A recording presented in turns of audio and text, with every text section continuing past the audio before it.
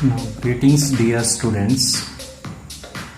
Today we are discussing about isomorphism and polymorphism.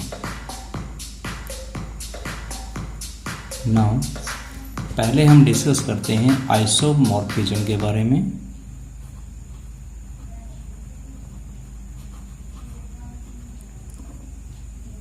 Isomorphism क्या होता है? The existence of two or more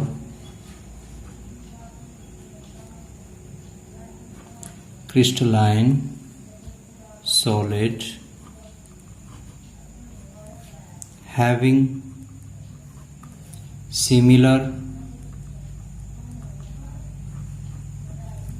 chemical composition in the same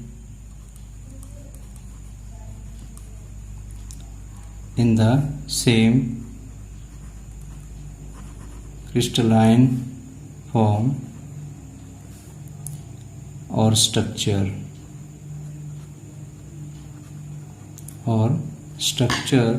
is called isomorphism. उसे हम isomorphism बोलते हैं. Example हैं जैसे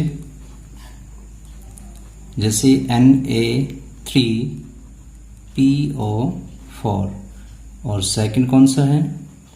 Na3AsO4. तो ये दोनों ही एग्जाम्पल क्या शो करते हैं? आइसोमॉर्फिज्म को. आइसोमॉर्फिज्म तो क्या होता है? See again isomorphism. The existence of two or more crystalline solid, दो या दो से ज्यादा क्रिस्टलाइन सॉलिड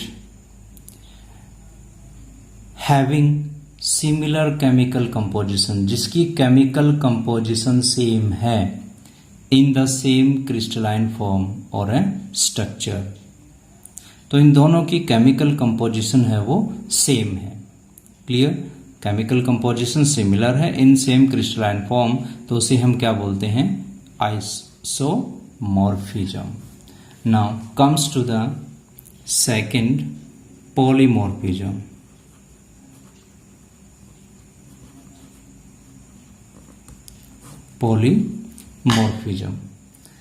पॉलीमॉर्फिज्म क्या होता है?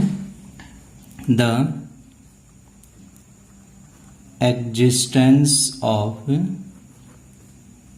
ए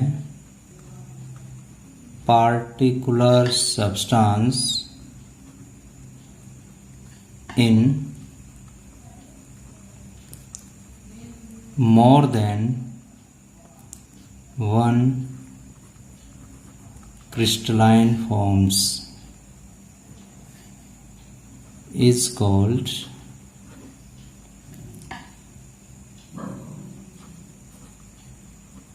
polymorphism. उसे हम क्या बोलते हैं? polymorphism. जैसे एग्जाम्पल्स है इसका: कैल्शियम कार्बोनेट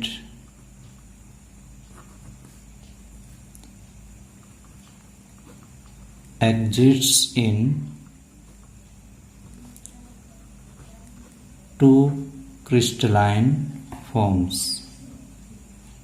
दो क्रिस्टलाइन फॉर्म्स के अंदर ये एग्जिस्ट करता है. कौन कौन सी है? Calcite and अरेगोनाइट. कैल्साइट और अरेगोनाइट की टू फॉर्म में होता है. कौन? Calcium carbonate. In case of element के केस में this property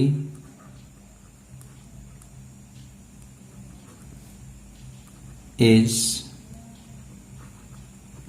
also called allotropes, allotropy, उसे हम बोलते हैं एलोट्रोपी।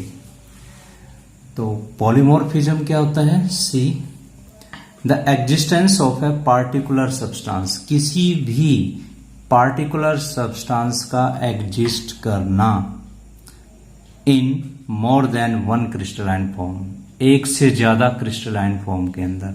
यदि कोई एक सब्सटेंस है और वो एक से ज्यादा क्रिस्टलाइन फॉर्म में पाया जाता है तो वो पॉलीमॉर्फिज्म कहलाता है। लेकिन आइसोमॉर्फिज्म में क्या था? आइसोमॉर्फिज्म में था बहुत सारे क्रिस्टल हैं और वो एक सिमिलर केमिकल कंपोजिशन रखते हैं। लेकिन यहाँ पे क्या है? केवल एक एलिमेंट है, वहां पे बहुत सारे एलिमेंट हैं, बहुत सारे क्रिस्टल हैं और वो बहुत सारे क्रिस्टल जो है सिमिलर केमिकल कंपोजिशन रखते हैं। लेकिन यहाँ पे क्या है?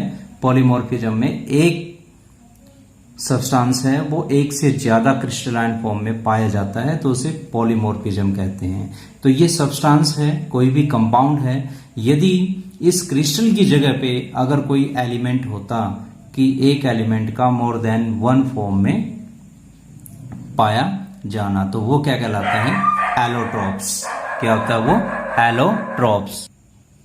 जैसे कार्बन है, कार्बन डायमंड और ग्रेफाइट की फॉर्म में मिलता है तो वो एक एलिमेंट है और मोर देन फॉर्म में पाया जाता है तो डायमंड और ग्रेफाइट उस कार्बन के क्या हैं? एलोट्रोप्स हैं।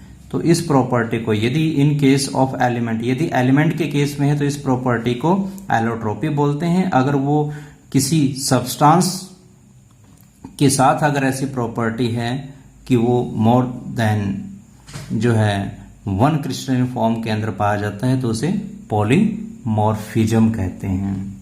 Now comes to the next topic,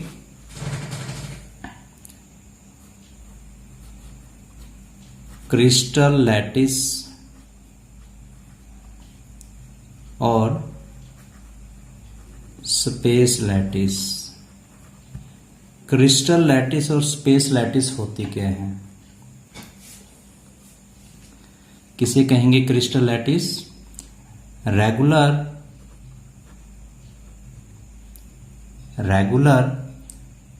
arrangement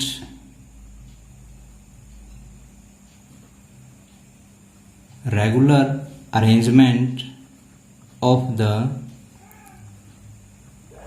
constituent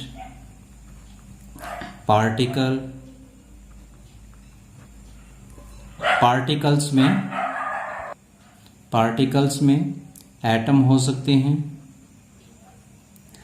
या फिर आयंस हो सकते हैं या फिर मॉलिक्यूल हो सकते हैं। Molecules of a crystalline solid in three-dimensional space is called crystal lattice, तो क्रिस्टल लैटिस या स्पेस लैटिस क्या होती है? Regular arrangement of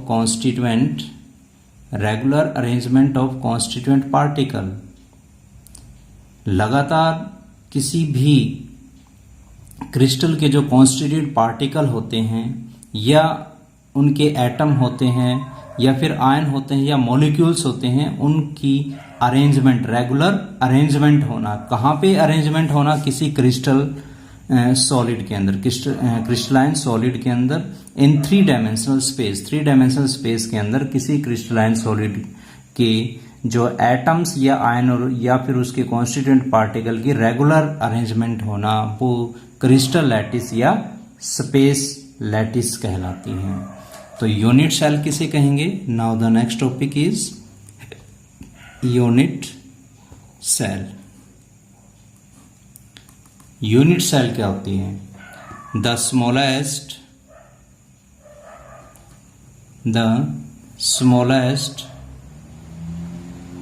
repeating unit in a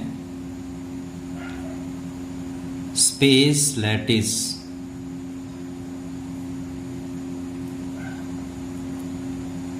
which when repeated over and over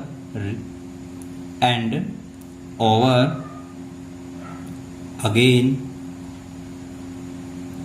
produces the complete crystal lattice. Crystal lattice is called the unit cell.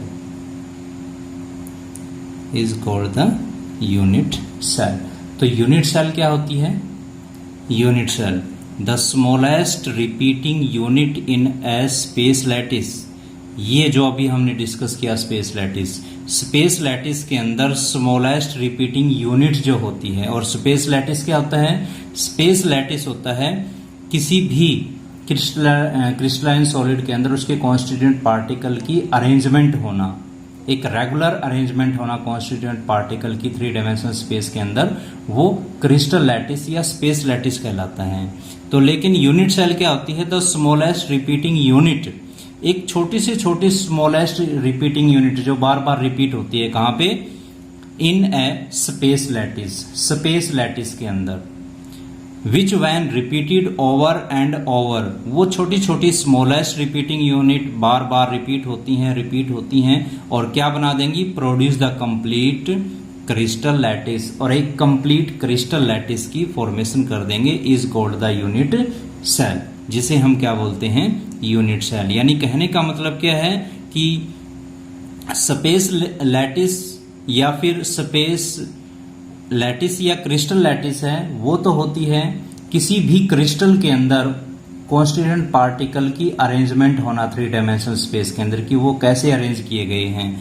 तो वो arrangement जहां तक चलती है वो उसकी स्पेस लैटिस या क्रिस्टल लैटिस कहलाती है, जहां पे उनको अरेंजमेंट किया गया है 3 डायमेंशनल स्पेस के अंदर। लेकिन वही जो अरेंजमेंट है, स्पेस लैटिस की जो अरेंजमेंट है, उसमें उस अरेंजमेंट के अंदर एक स्मॉलेस्ट रिपीटिंग यूनिट होती है, जो बार बार रिपीट होती है और एक कंप्लीट क्रिस्टल लैटिस या स्पेस लैटिस की फॉर्मेशन करती है। उस स्मॉलेस्ट यूनिट को क्या बोलते हैं? Unit cell. उस छोटी से छोटी रिपीटिंग यूनिट को क्या बोलते हैं? Unit cell. Clear? Now comes to the next topic.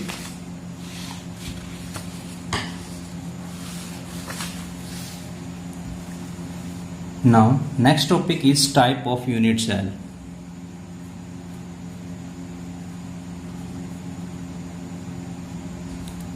Type of unit cell, जो अभी हमने पहले डिस्कस किया, हमने क्रिस्टल लैटिस को, यानी जिसे स्पेस लैटिस बोलते हैं। उसके बाद हमने उसकी स्मॉलेस्ट यूनिट यानी यूनिट सेल को डिस्कस किया। अब वही जो स्मॉलेस्ट यूनिट है यानी जो यूनिट सेल है, वो कितने टाइप की होती है, उस यूनिट सेल को हम डिस्कस करेंगे। क्लियर? यूनिट सेल को हम डिस्कस करेंगे। तो ये जो यूनिट सेल है, इसको कैटेगराइज किया गया है 2 पार्ट्स के अंदर। पहला है प्रीमिटिव यूनिट सेल और सेकंड है centred unit cells. Primitive unit cell and centred unit cell. तो क्या होती है ये? पहले हम डिस्कस करते हैं प्रीमिटिव यूनिट सेल को। Primitive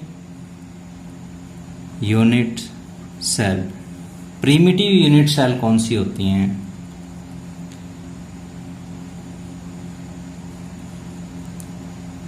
These are unit cells which have points यानी particle which have points only at the corner, only at the corners, जिसमें पार्टिकल्स या उसके जो पॉइंट होते हैं वो कॉर्नर पर ही प्रेजेंट होते हैं। क्लियर?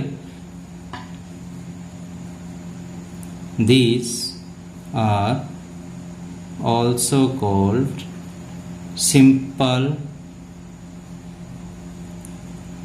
unit cells। इसे सिंपल यूनिट सेल भी बोलते हैं।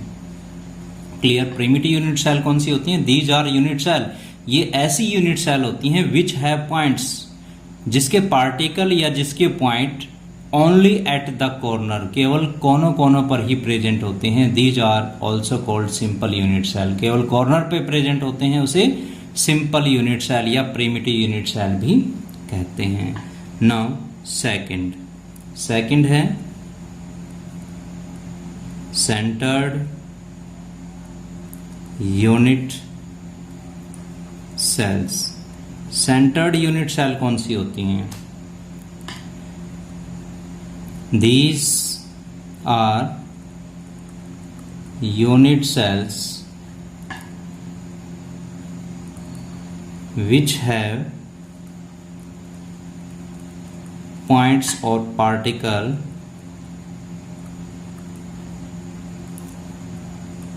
at the corner as well as at some other position।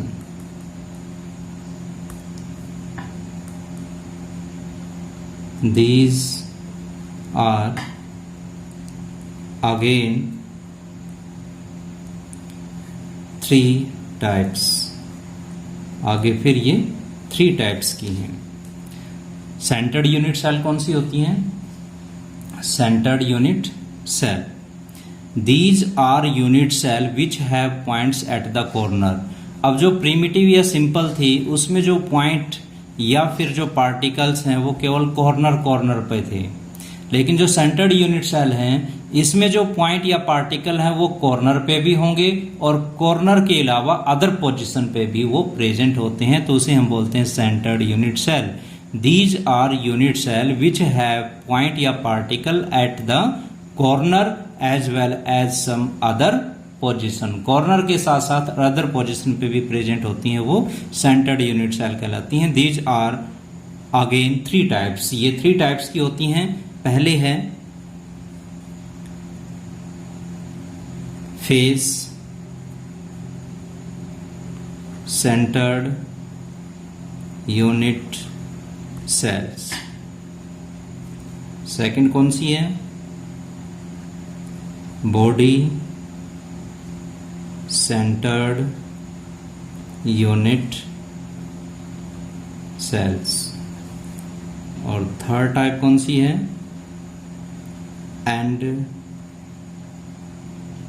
And centred unit cell. तो ये 3 टाइप्स की होती हैं। आगे सेंटर्ड यूनिट सेल हैं जो आगे फिर इनको 3 टाइप्स में क्लासिफाई किया गया है। पहले है फेस सेंटर्ड यूनिट सेल, फिर है बॉडी सेंटर्ड यूनिट सेल और लास्ट में है एंड सेंटर्ड यूनिट सेल। जैसे कि अभी सेंटर्ड यूनिट सेल में हमने डिस्कस किया था कि जो पार्टिकल हैं वो कॉर्नर पे भी होंगे और किसी अदर पोजीशन पे भी, तो उसी के अकॉर्डिंग इसमें जो पार्टिकल्स हैं वो कौन कौन सी पोजीशन पे होते हैं अब हम इनको डिस्क्राइब करेंगे। तो फेस सेंटर्ड यूनिट सेल कौन सी होती है? फेस सेंटर्ड यूनिट सेल जिसमें पॉइंट कॉर्नर पर भी होंगे और सेंटर ऑफ ईच फेस, हर एक फेस के सेंटर पे प्रेजेंट होते हैं। Yes, points are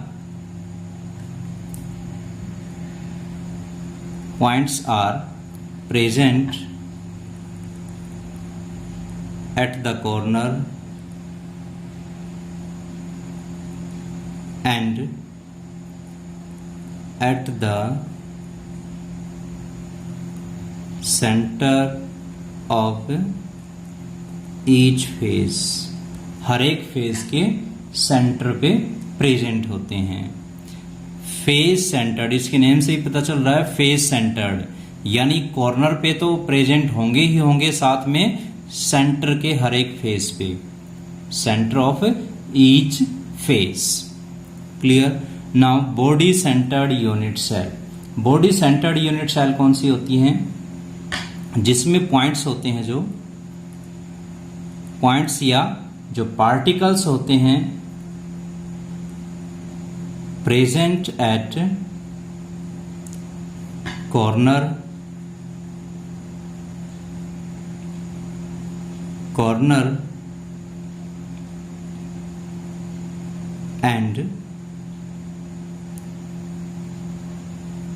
and at the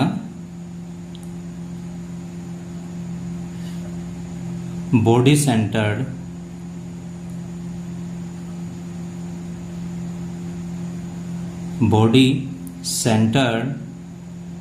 of the unit cell। Body centred unit cell कौन सी होती हैं?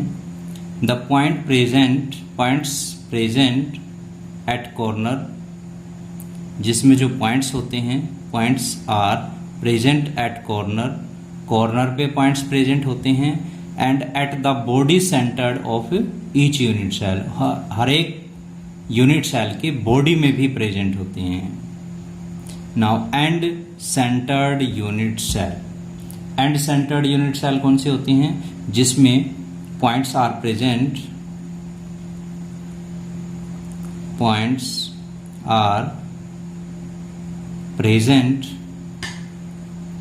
at all the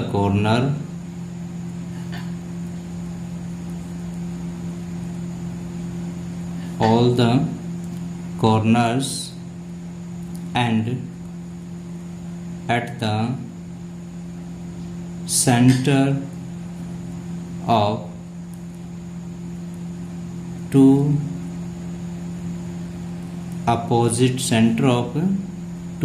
opposite faces। क्या कहता है ये? देखिए, एंड सेंटर्ड यूनिट सेल क्या कहता है? Points are present at all the corner, हर एक कॉर्नर पे पॉइंट प्रेजेंट होते हैं, at the centre of two opposite face, हर एक अपोजिट फेस के जो है सेंटर पे प्रेजेंट होते हैं। क्लियर।